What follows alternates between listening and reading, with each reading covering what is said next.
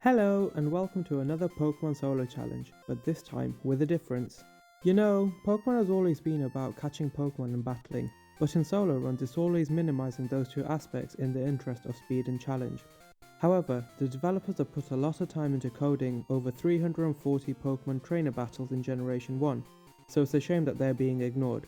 So I've set out on a challenge run to see how long it would take to beat the game, including all trainers with solo Pokemon with all species and rank them. This challenge fundamentally changes the paradigm of the solo run, moving from using brute strength moves, which tend to have lower PP, and starting to use moves which may be weaker but tend to have higher PP, and emphasizing on PP management.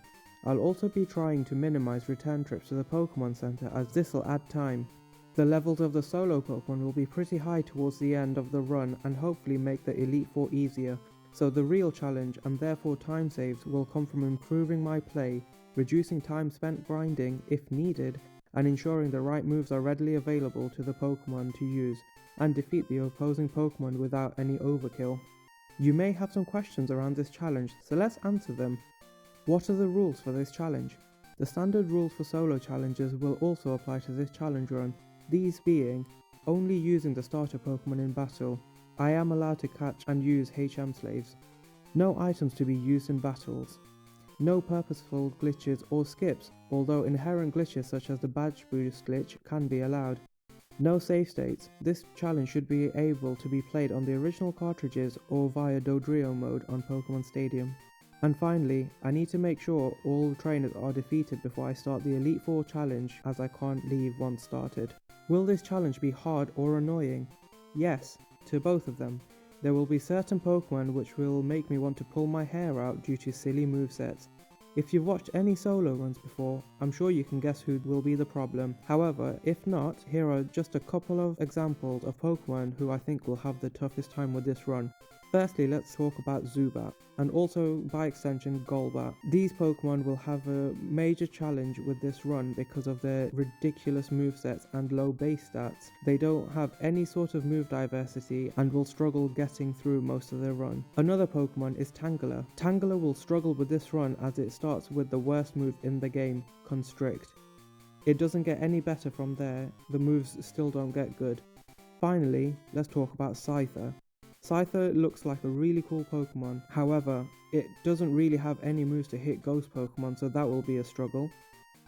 Will all Pokemon be able to complete this challenge? No, there will be some Pokemon who genuinely can't complete the game because they can't get through certain parts. This is due to their movesets. Once again, if you've watched any of the solo runs, you'll know exactly who these are. If not, I'll probably make a video to compile all these Pokemon into one so you can see where, when and why they get stuck. For everything else, I'll keep going until it becomes evident that it is statistically improbable to ever win. What metrics will you be using to measure success? The main metric I will be using is in-game time. I'll also make a reference to the level the Pokemon ends the run at. This is so you can use this on original hardware. I'll also provide an approximate real time for you just in case you want to give this challenge a go and need to know what the time investment will be. Will you complete this challenge run with all Pokemon? Yes, I'm aiming to complete this run with quote-unquote all Pokemon that are able to complete it.